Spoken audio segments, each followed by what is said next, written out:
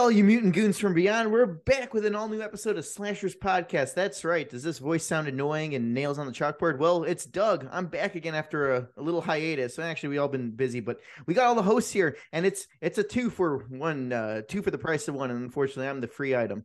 But we got my colleague, co-host, and cohort, Ade. Say hey, Ade, to the mutant goons from beyond. Hi, Mutant Goons from Beyond. I'm sorry about the big crash that ensued earlier. Apparently, Dan is having too much fun in the living room by himself. Well, that's the life of Leisure Suit Larry. Yeah, too much fun at the tanks. Oh yeah, for you people listening, tanks. We'll be bringing that up a little bit. It's called Tank Arrays. Because me and Yahira just got back from a little vacation in Orlando with Ade and Dan. And yeah, she lives in the Evil Dead Rise apartment in downtown Orlando. I do. We're gonna have to post some of those pictures because y'all got some good pictures up in the high rise on the balcony. So I'm really excited about those. Yeah, do you have a peephole outside of your door, so in case Yeah. any possessed moms come up to the window and say, "Let me in." Well, you know what? I'd let her stupid ass in. I'd probably be able to defeat her easily, considering how horrible that. Oh, I'm sorry. I know you liked that one. Excuse me. Oh yeah, no, I'd say invite her in because she probably just lost her way coming back from tanks. Yeah, she was just stumbling home. Well, there's a girl in our building who actually got thrown out of tanks because she was doing coke in the bathroom. So, And she made it up through the nest. She made it up all the way to the elevator. she made it all the way to the elevator. Oh yeah, Doug got upset with me because I was being a Karen to these people walking in through the nest.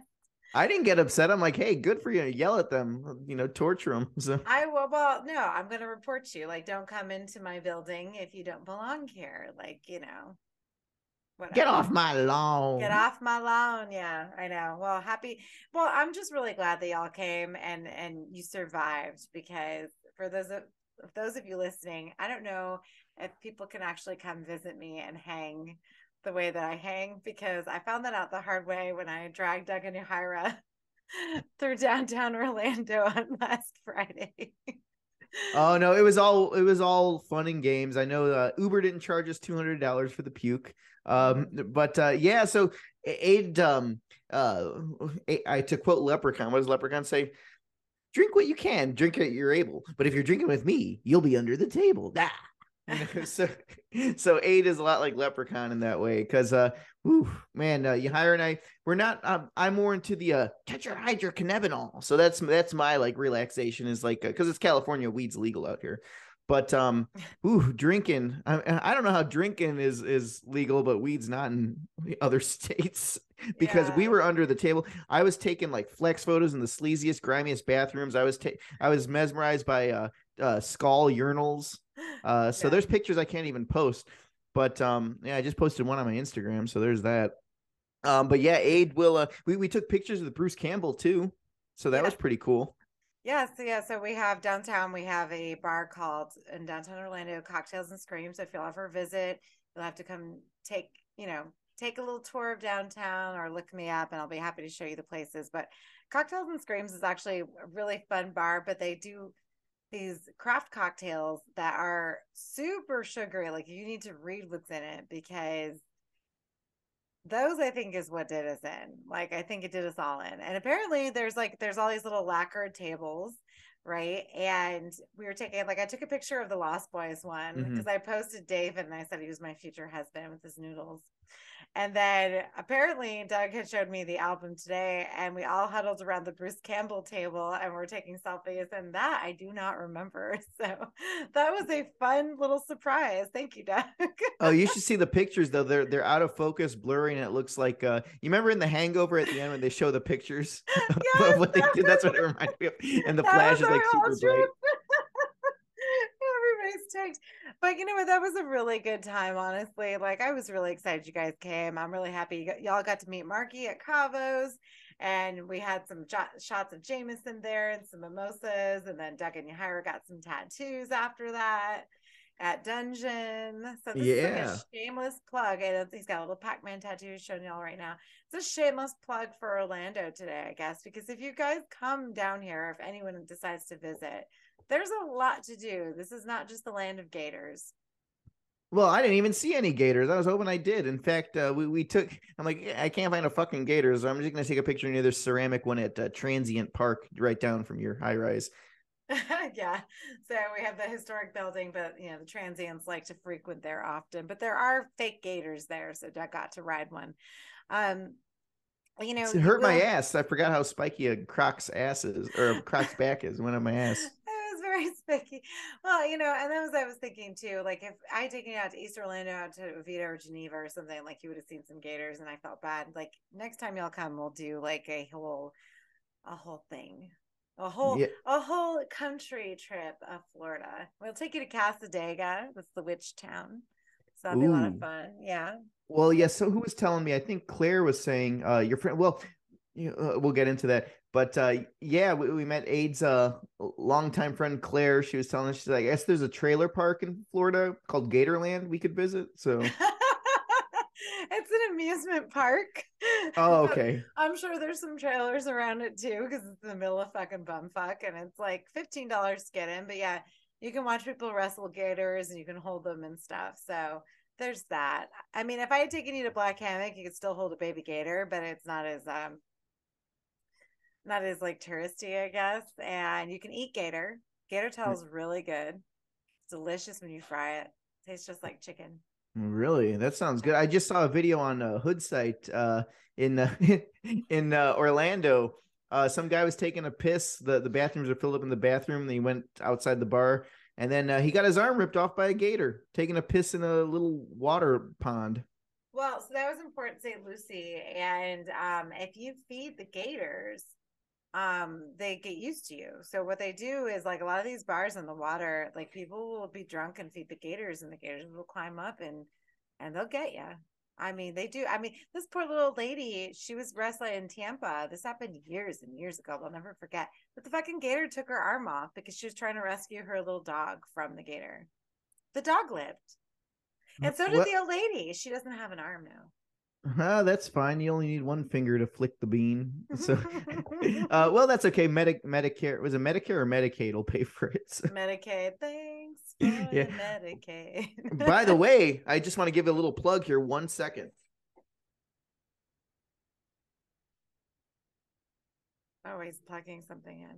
So Oh. the cool thing is, in Orlando, if you read Last Call, a Toxic Love Story, Ah!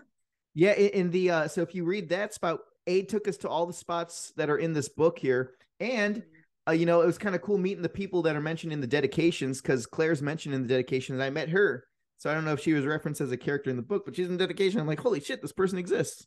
Yes, that's Claire. Yeah, she edited the book for me. And a lot of the locations that Jesse and Bianca go to downtown, like it's basically my book is an homage or a love story to Orlando. So if you guys ever want to pick it up and read it and then come down and have a good time, you may not have a toxic good time. You can have a good time without, getting into fights in the street, but anyways. But yeah, so pick it up. Last Call, Toxic Love Story. I'm actually working on the sequel.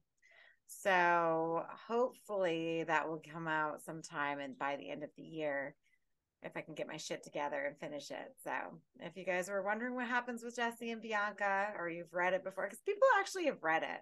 Like It's it's an easy amazing to read. me. What is this, like a second grade level? No, the second No. grade you can't read this. So. It's a quick read. It's not very long. And so I didn't want it to be long or drawn out or anything. Like it was just like a snapshot. And it was basically a snapshot of my life in 2013. And so if you guys remember that far back, oh my God, that was 10 years ago. Okay. Anyways, Doug. So it's June. Happy Pride Month. Yeah, happy Pride Month. Yeah, I was gonna say it's already starting. We missed Orlando by a day, so but yeah, the Pride Month's setting off good, and we got what was the theme for this month? I kind of missed what this theme was. So just like last month, this month is like fathers who are fucked up. Instead of Mother's Mayhem, it's fathers fuck him. I don't know. What can we say? What can we say? What can we call it? We said Father's Day male killers. So like, fathers who are fucked up, fathers who have like a huge like influence and horror that are like horrifying, or on the other hand, actually save the day. Okay, I see that. Like this one right here. I guess I, Well, he's got a big nose to pick here. So this film that we're talking about today, it's one I've wanted to see. Like I always remember seeing it at the video stores and stuff, but I never picked it up because it's like, oh, this looks like a, it looked interesting, but it just looked like a crime drama. And mhm. I was more into horror. Like, if I want to watch a movie about a serial killer, I watch like Confessions of a Serial Killer or Henry or something like that. But no, this one's called Frailty from 2001. Yeah, And yeah, this movie, if you guys haven't seen it before, Bill Paxton actually directed this one here. yeah. So I did not know that. And a funny tidbit here is that the last time we talked about a Bill Paxton movie was Near Dark, and it was just Ade and I again. So I know. And that's one of my favorites of his is Near Dark. I think he's amazing in that one. Like I would name my son Severin. Like if I have a boy, his name will be Severin. And that would be after Bill Paxton's character from Near Dark. So it might be a little dark, I guess. Is that dark? No. no, that's not dark. No, I know. Well, I don't know anyone who named their kid Adolf, but People still name their kids Adolf though. Like it's amazing to me. But I guess that was a popular name in Germany. I have no idea. But for Bill Paxton, like so yeah, so it was released in 2001 at a film festival, but a lot of our notes that I have come from 2002 because that was when it was like widely released. And so when you look at this film, you can compare it to whatever, but the film itself is actually set back. Like the majority of the film is set back in the 70s. So even though it's early 2000s, this one does not feel. I don't know how you felt about it, but it does not feel like it's an early 2000s horror movie. no, it doesn't. In fact, this one feels like a what's nice about this movie is that it doesn't feel dated at all because it's Matthew McConaughey and Bill Paxton, but the thing is, a lot of it's told in flashbacks, like it's told in like oh, this is what happened, and it's set in the 70s, so it gives you like I don't know, I rented it off Vudu and the quality looked really good. It Yeah. was very grainy, but I think that's the appeal to it because I don't like when I was watching, I'm like this feels like something that would be on now if they were to make it like a period piece. So Yeah, and it's a Lionsgate film. And do we still have Lionsgate? yeah, it's not the same line. Like this was Lionsgate when like Cube came out or like House of a Thousand Corpses. So if you remember that, like the early Yeah. Lionsgate. Yeah. So And that was interesting to me because I remember anytime you saw Lionsgate, you knew that it was a horror movie. And mhm. so when this came out, and I can't remember who I watched it with, probably an ex-boyfriend, but I remember watching it, I was just so entranced by it because I couldn't believe some of the things happening in it. And while it's not necessarily like Doug and I were talking about earlier, it's not necessarily gory. There's a lot of horrific things happening in this film that are just so like you just can't believe. And I think that when I watched it initially, I was making up things in my mind because I even told you Doug earlier. I thought it was a lot gorier than what we got, and Yeah, that's how I remembered it. But I guess not, right? yeah. Well, I honestly like at the end of it when I was watching, I'm like, okay, this a lot of this stuff seems like it could be like on TV, but we'll get to it. But at the end of the movie, I think it all kind of made sense when it's like, oh, the kid's telling the story, so it's not going to be as graphic. But there is some really disturbing stuff in here, and the scary thing is, it's believable. It's not like Bill Paxton's playing this crazy dad or anything. He's like this one's like I had a vision, and God told me to kill the demons. And the thing is like because the flashbacks were in the 70s, so mental health was not really taken care of back then. It's not really even taken care of now, but Yeah. that's he was probably schizophrenic, Hmm. um and it was never diagnosed. So that just shows you like the whether it be a dad or a mom or like anyone in the family, for kids that don't have a good support system, like you know what I mean, that just shows you how scary a parent can be towards a kid when they're making them believe certain things and the kids are like, I don't know if I believe this, and the parents like, you better believe it. That leads to a lot of trauma and crazy, which is scary. I mean that so that's very untapped potential, I think, and I'm just rambling right now, but yeah, it was scary at the end of the movie. It went full circle. I'm like, okay, that was actually pretty disturbing because there are people like that. Yeah, and I agree with you when you talk about the whole familial aspect. Like you're supposed to be able to trust your parents, and you're supposed to be able to trust these people. They're taking care of you. But at the end of the day, like especially where religion is concerned, you're taught to believe something, and you're taught not to question it, right? And this is exactly what's happened with Bill Paxton. So, for those of you who don't know, the recapitation really quickly of this film is a mysterious man arrives at the offices of an FBI agent and recounts his childhood, how his religious fanatic father, played by Bill Paxton, receives visions telling him to destroy people who are in fact demons. And so there's two brothers. And by the way, both of these boys are amazing in this film. Matthew O'Leary, for instance, is so good playing Fenton, the older brother, who is clearly skeptical of his father. He knows his father's full of shit. He's looking at his dad like, this is not, this is not right. Like, what are you doing? And then you have the younger one, Jeremy Sumter, who all I remember is, I don't know, Doug, you remember this, that stupid Peter Pan movie that came out back in the day, the live action one. Oh, which one? There's like 5 of them. Jeremy Sumter was Peter Pan in one of them. And I can't even remember what happens in that movie. Like, I was just really excited because Peter Pan was cute, but that was it. Was that the one that was just called Pan? Was it Pan? I don't know. There was one with Hugh Jackman as Captain Hook. And I watched it for Hugh Jackman, but I couldn't tell you a thing that happens. So I don't remember. But like, I don't know, whatever. So he was popular at the time. He's very handsome now. He's a very cute guy. But like, it was interesting to me. So you have these two brothers who clearly the little one is like so infatuated, enamored by his father, and he's like believes everything his father says, right? And then you have the older one who knows his father's full of shit.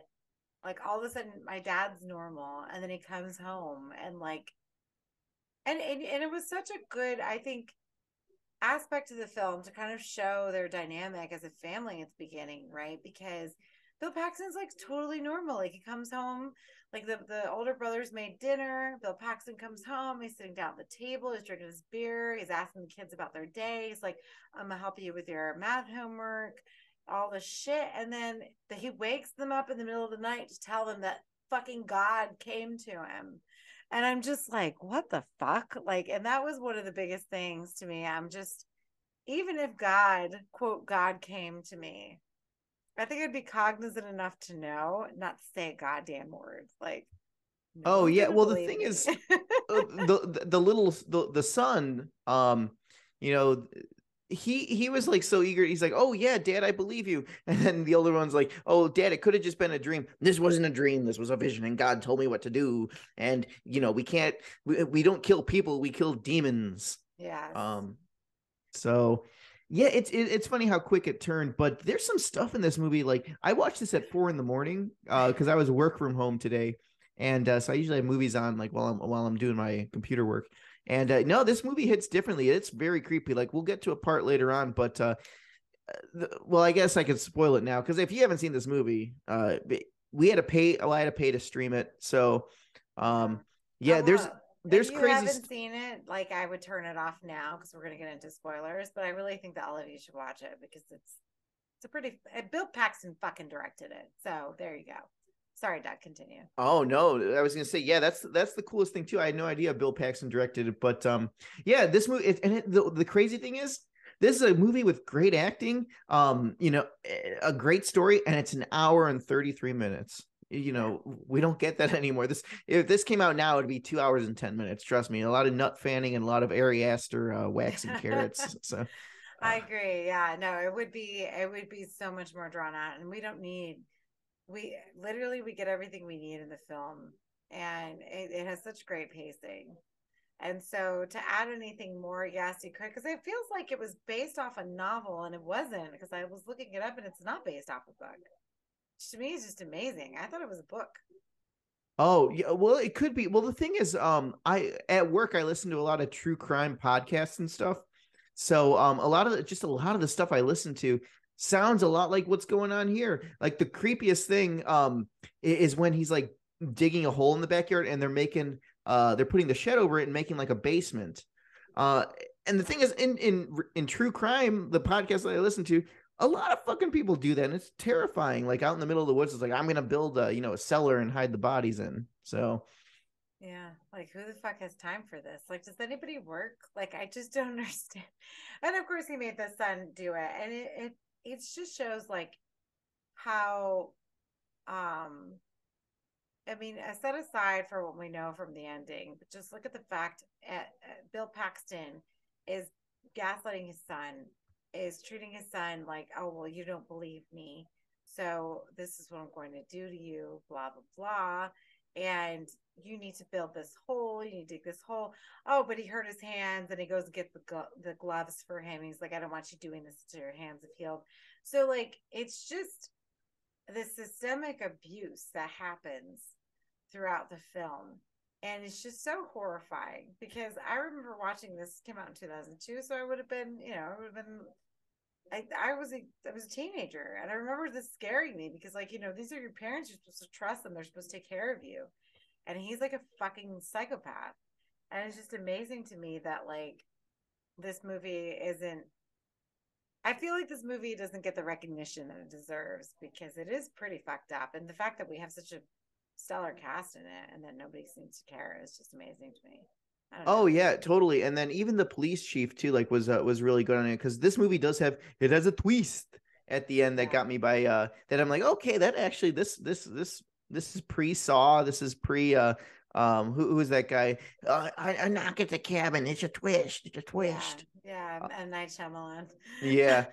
But no, this one was honestly like it was scary because the kids, the two boys, judge by what they're doing, they're good kids, Yeah. So like this just happens like a snap, like out of nowhere. Um, and later on in the film too, like when the son's digging, he's like, God told me one of you were demons, but I can't come to kill you. So that's even scarier too. You know what I mean? Like it's just they go to see. I couldn't remember if he was like he would like touch their heads. Like he'd get this girl. I think she was a maid or a waitress at a bar. That was their first kill Yeah. with the axe. And he makes the boys like kind of like help him murder these people with an axe. And there's like an old pervo pedophile. Um, Yeah. but I don't even know if they were like that. They could have just been saying it. He makes the son act like he lost his dog under the car, and the old man comes out of the grocery store. They tie him up, Saw style, in a shed, and he gets axed. So yeah, it's crazy. Like that's the part I'm like, was that a real thing, or did they just make it up? And And that's the thing is that we don't. So by the end, the whole time we're not believing Bill Paxton because we're looking at it through Fenton's, for what we think is Fenton's point of view, and then you realize at the end that Matthew McConaughey is not Fenton. He's not the older brother. He's in fact the younger brother. The younger brother trying to kill the detective or the FBI agent because the FBI agent is evil. He's a quote demon, and so he's come to, like, be the demon slayer, as they kept saying. He's, impart his wrath on the detective. And the funny thing is, the detective did kill his mother. So and I still don't know what to believe. Because apparently Fenton grows up and he's a serial killer. But is Fenton a serial killer because he was raised by his father who was fucking murdering people in front of him, right? Or, is it nurture by nature, or is Fenton, quote, really a demon? Because Bill Paxton fucking locks that. I think it's the scariest part where he locks the boy in the goddamn cellar for like weeks, and he only lets him have water. yeah, to try to like the demon's gonna come out of you, and so it's that whole thing. Like I said, a very true crime. So whoever when they wrote this, they really looked up their true crime stories because that happens more than you think. Yeah. I mean, it's disgusting. And so, well, we can look at the statistics. So it came out in 2001 at film festivals, but it was released nationwide in 2002. So most of the April of 2002. So some of the competition that we had that month was Jason X, American Psycho, and The Frightening. Okay, So the frightening. The Frightening, yeah, it's not. I mean, I could see Frailty falling into the radar, but I just remember it being such a. I don't know if you remember, Doug, because you just watched this one, right? I did, yeah, this morning. Okay, so back when it came out, I remember it being this really scary. Like, people were like, "Oh, Frailty!" Like, it was like it was taboo to watch it because I think it was like it wasn't independent, but it is a Lionsgate film, and I guess it is an independent film, right? Would you consider? I'd say it's independent. I mean, it's got David Yeah. Kirshner producing it, who did the Chucky movies, so I don't know how really independent that is, but Yeah, and at the time in the early 2000s, like Matthew McConaughey was not as Matthew McConaughey as he is now, right? Like, I mean, he did Dazed and Confused. We knew him from that, um, and from A Time to Kill. So there were movies that he was in, but he was not the Matthew McConaughey, or I think in The Wedding Planner, but he's not the Matthew McConaughey that we know today. Like, he's not as famous as he was now. Like, he was okay back then, I guess, but I mean, I just remember seeing him in The Wedding Planner. Like, that was it. But like, it had a budget of 11 million. It grossed 17.4. So it really didn't do that great. It's kind of It sad. made its money, but the thing is, I feel like this is kind of like a sleeper hit. Like, it's just there. It's a good thriller because it really holds up today. They probably made their money back on cable. I feel like this is a movie that played on TV and cable a lot. So It probably did. I don't remember. I just think that like it's not even streaming out. Like, you have to pay to stream it, which I find interesting. Like, I feel like this would be on Tubi all the time, right? But like, why does yeah, Tubi not have it? I don't know. yeah, I don't know. Well, it was $3.99. Well, that's what I could say. Like, I had to pay $3.99 to watch it, but I don't feel like I got cheated out. No. So yeah, I can't really complain about that. And then I'm looking at the trivia here too. It's or the crazy credits. So it's show that Sam Raimi, Ivan Reitman, and James Cameron are thanked at the end credits because they said this is one of the scariest movies they've seen. And Stephen King said that too. Mm-hmm. Yeah. So Because you have to think of it through a child's eyes. How and Matthew O'Leary is such a good actor who plays Fenton as a young boy.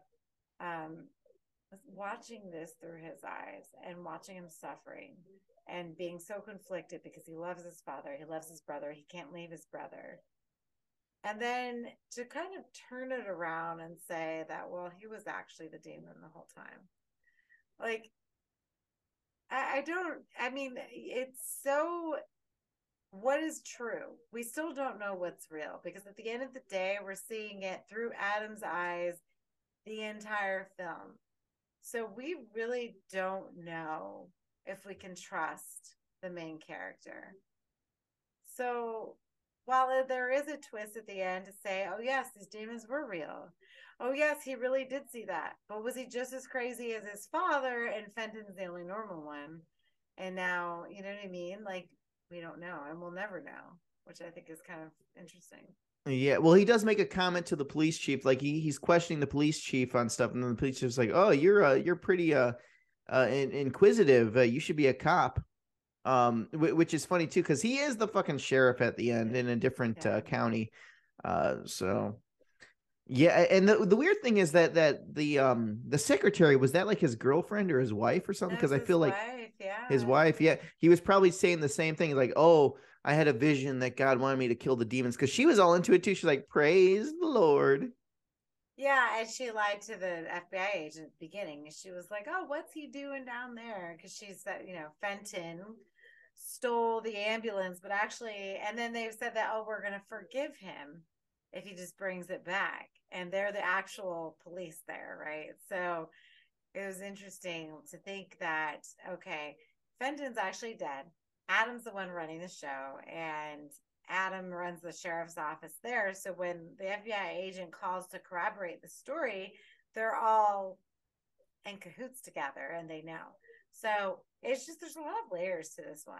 So you're not paying attention, you're going to lose some things. But I mean, as far as fathers goes, for Father's Day for June, because June is, we're doing Father's Month because it is Father's Day this month, right? To deal with fathers, I think that Bill Paxton's probably the scariest one of the besides Stepfather or whatever, but like or The Shining. We've done The Shining, you know, besides Jack Torrance. Mm-hmm. Like Bill Paxton plays such a horrifying father. So what do you think of that? Oh, I think so too. And the thing is, like, not to say that he's horrifying. I'd say that he's more just your average Joe that could just turn like that Yeah.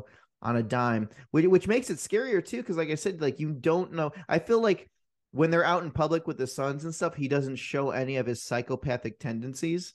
I know, big words. This is the PVS podcast, but he doesn't show any of that, so no one would pick up on it, and the kids aren't saying anything because he's like, oh, we can't tell anybody, so he's got the kids so scared to not say anything, so they just seem like your average family when they're at the grocery store. But then at home, he's telling the kids to help him axe old people and people he kidnaps off the street, which is even scarier. Like I said, like he is super manipulative, gaslighting. This is Miss Dad, king of the gaslighters here. Mm-hmm. So yeah, he is scary, and thanks for showing me this movie because this is one of those movies that, like, now that I watched it, I'd like to watch it a second time because I feel like that would make me watch it in a different light because I didn't know Yeah. all that was going on at first. I mean, this is a very easy movie to follow. It's not like it's confusing and stuff, but No. now that you know the ending and you see what's going on, it's like, okay, now I can watch this in a different light. I know what's going on in the beginning, so you could see all the little things that harken back to what folds out at the end. Yeah, and it's one of those that I think I a lot of people miss it, and I think that like the background that you have behind. Sorry guys, I didn't put my green screen up because I was running late today. But looking at the picture with Matthew McConaughey on the cover and everything, like it looks like he's a serial killer in that this movie. It doesn't show the film in the light that it actually is. And so I don't really know what kind of cover we could put on this to actually like pay homage to what it is. But it is scary. Like, these little boys are basically subjected to Bill Paxton's like delusions, and they're forced to like help him kill people and like lure people in. And these are people that he finds through God. And one of the most powerful scenes, I think, is when he has Fenton locked in the basement and he's about to let him out and he's asking him, did you see God? And Fenton tells him there is no God. And then he slams it shut and leaves him down there. And he basically starving his son. He's starving and like, putting his son in such dire straits to where eventually he's going to see something, right? And obviously, if he sees God, he's going to let him out or whatever. Which I was just like, yeah, I see God. Okay. But it's just terrible. It's like how horrible that is that you would just subject your child to this. And then at the end of the day, it's like we don't really know who's lying, who's not lying. And so when he says there is no God, at that point, you know, who are we to judge? Like God, if you believe in God, God tells you not to judge, right? And then here they are kidnapping and murdering people. And I just think it's just such an interesting dichotomy, with how you're supposed to behave as a quote Christian. Well, And that's the Bible Belt for you. I mean, that's the crazy thing is, back when I was living in Ohio, growing up in Ohio, one of my childhood friends, his mom kind of acted like this dad. Like, for example, like, no, they didn't lock him up in a basement or anything, but what they did was things like, oh, like they were super religious. And my friend, he didn't like. He's just like, this is kind of bullshit. I don't really. My mom's like going crazy, just saying all this stuff. But literally, his mom would be like, "You can't do that. You need to sit down on your knees. You need to pray. And when you're done praying, pray harder. I don't hear you praying." I'm like, in my mind, I'm like, this is fucking bullshit. Like pray now, pray harder. Like that was kind of their form of discipline. I'm like, that's fucking stupid. So yeah, it is. And when you think about religion, I mean, people are very sensitive about it, but at the end of the day, it's just a bunch of bullshit. Like, I mean, get the fuck over it. It not like this isn't real. You're placating yourself because you're so worried about death. Be a good person. You don't need to fear these made up stories, that God and the angels are going to come for you and this, that, and the third. Like nothing's coming for you except for nothing. yeah, And so well, just it's like accept it. what makes you so self-righteous that you have to go like, oh, I'm a warrior for the Lord and I am going to exorcise the demons and kill the people who are bad. It's like, well, look at yourself in the mirror first of all. It's like you're the most judgmental. I know we're probably gonna get slack for this, and then the iTunes people are gonna give us 1 star and say these bros are talking about religion. Well, but that's the thing is like I hate the fact like you can have religion if that comforts you and you're happy about it. But a lot of people just use religion, like for example, what's going on right now. We have a war on drag queens. For Christ's sake, who gives a fuck? There is a war in this country. It is 2023, and we hate drag queens and gay people during Pride Month because God says not to. What? Who? How the? Do you know God? Did you meet him? Are you Bill Paxton being summoned by the angels? Absolutely not. But people just use religion so they could be hateful pieces of shit. And I'm tired of it. Like, fuck you and fuck your religion. Your religion doesn't control my body. If I want to have 25 abortions, that's on me. That has nothing to do with you and nothing to do with this fake God that you fucking flaunt around. And I think that's what's so hard about this one is because you watch it and you're just watching this whole family deteriorate based on a lie. And I think it's just insane to me. And then at the end, it just tries to put a twist. But the twist, you still can't. It's like, what was that? Was he really could he really like touch people's heads and see like how their past was? I don't, I think that was just a ruse too. I mean, I don't, yeah, because yeah, the thing is, and like you said too, it's 2020, was it 2023 now? This year, yeah, it's 2023, yeah. It's gonna be 2024 next week anyway. Who cares? But yeah, 2023, people are still going on about this. Like, go get educated. And the thing is, and I know this is now we're getting controversial because I know people are gonna start like, like, oh, I gotta turn this podcast off because they're talking bad about religion. Well, here's the thing. And Ade, you could probably vouch for me too, but what I've seen from different things, like the people who are like most religions, like who are the most hateful people, are the ones that are afraid of going to get educated. I don't need to go to college, but I have everything I have right here in the Bible. It's telling me that I can't. I don't want to change. I don't want to know, because a lot of people in Ohio are like that. No offense to Ohio, but yeah. Yeah, but you have to learn how to think for yourself, and I think that's the problem. When you subjugate, there's the difference. Like people who are religious, who actually have a mind of their own and can like articulate themselves well and realize like, there are people who go to church and aren't a bunch of bigots and pieces of shit. Good for them because they can differentiate between, what is, I guess, what is from the quote Bible or what they know to be, good.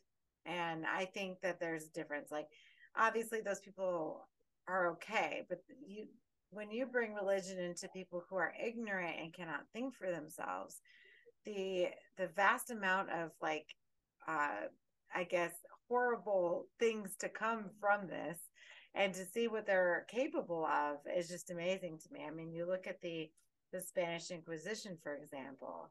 These people did not believe in God. They believed in torturing and executing people. Like that was what they wanted to do. And so, but they did it all in the name of God. Well, I don't kink shame, but so yeah. No, but people fear them, right? Because you're supposed to fear God. You're supposed to fear this.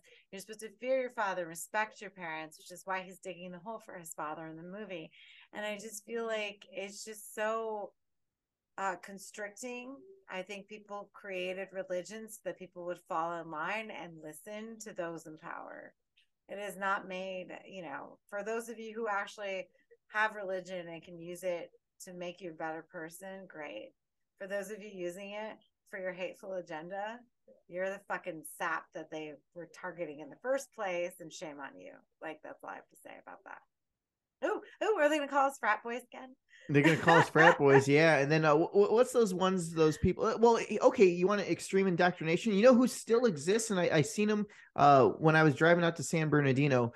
It was at the Flying J, so like Jesus? Right across the close, very Jesus like, but it was the Westboro Baptist Church people, the one that says God hates fruit flies.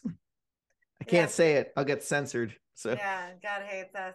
And well, yeah, he hates all the gays and the blacks and the Jews and everybody, right? God hates everybody. And that's what those people perpetuate. And there are people who fucking follow that still. How stupid are you with all the technology and everything that we have on this planet that you can debunk pretty much anything you want right now? That you still follow some bunch of bullshit. Like, people are idiots. I don't know. Well, somehow they're somehow the Westboro Baptist Church people, they all seem to wear Reebok shoes and dad pants and don't know how to dress, but hey, God'll save them, right? Yeah, God will save you. Good for you. Put you in a cage and rape your daughters. Good for you. I'm glad Yeah, that God, you. God needs to give them Old Navy gift cards. Fix that.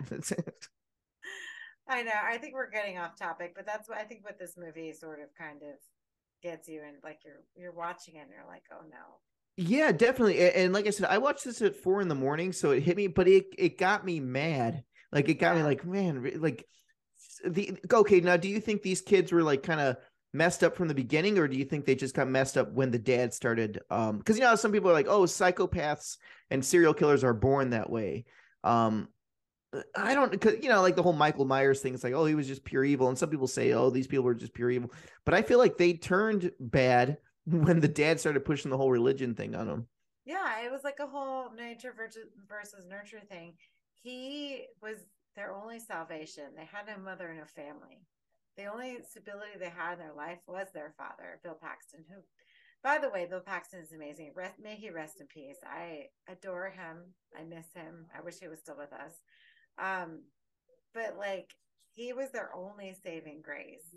And then the minute he turns, the older one is like not wanting to believe it because he loves his father. He loves his life. Like this is not what he wants.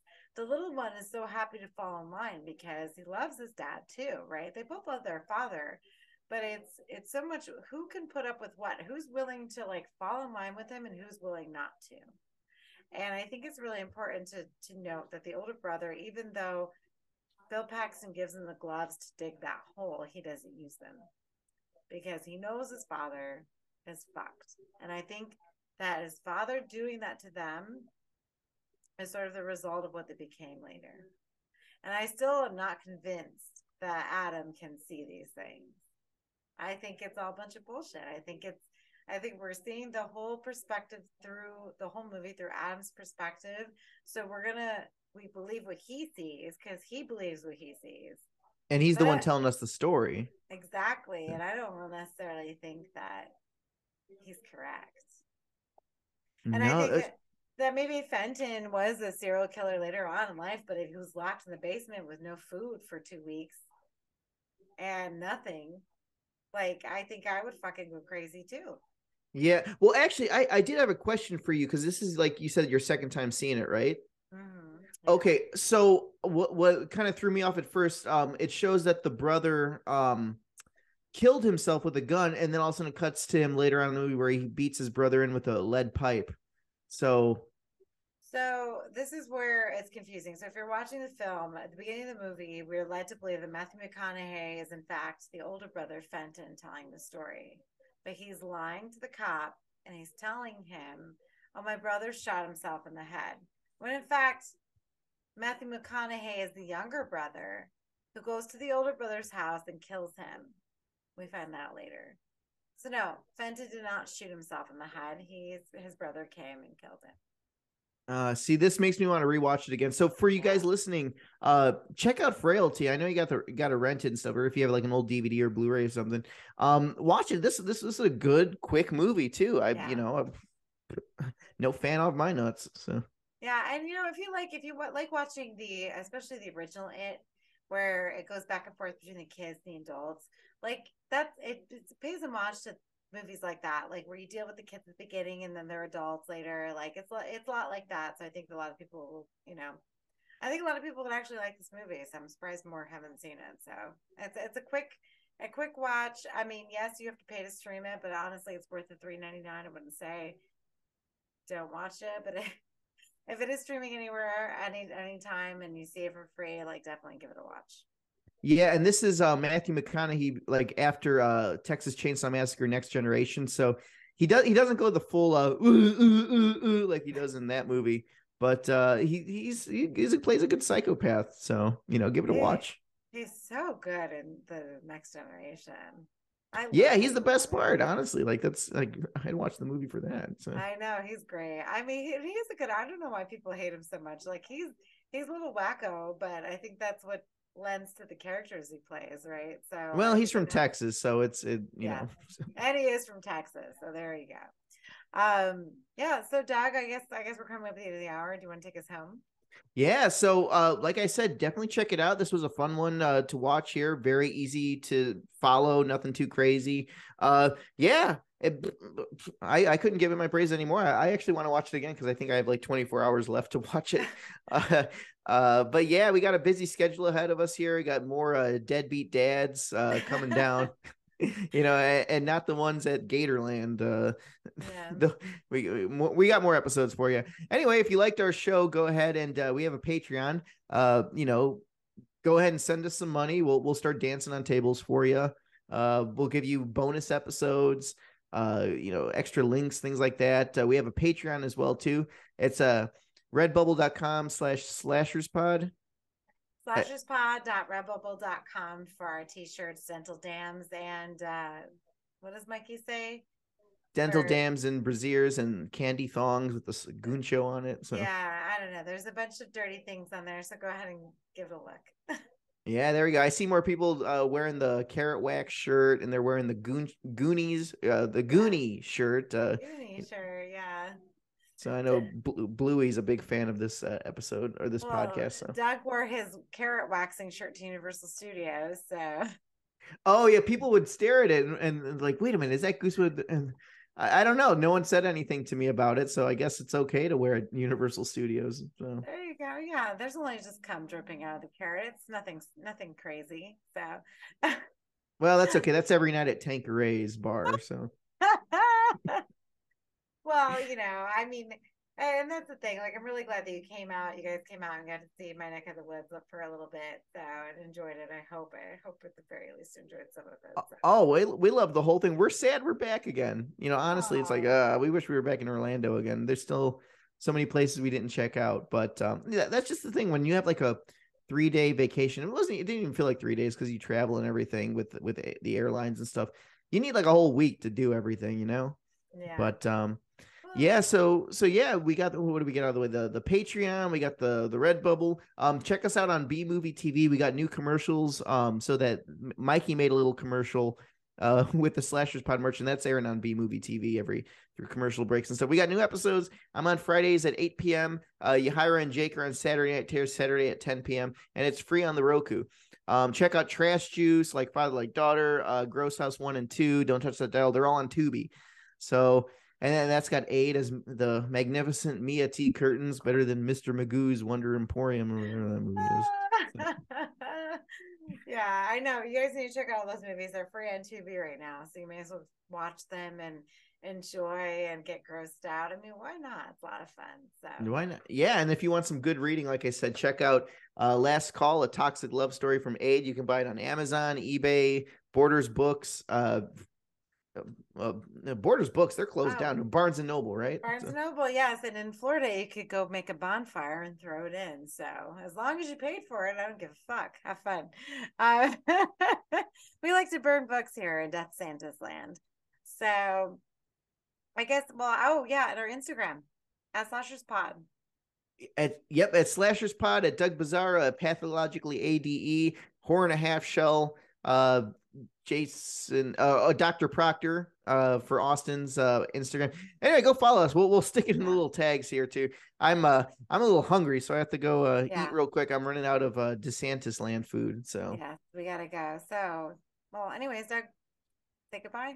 All right. Well, to all you listeners out there, this is from the podcast Slashers here. Goodbye and good die. Bye.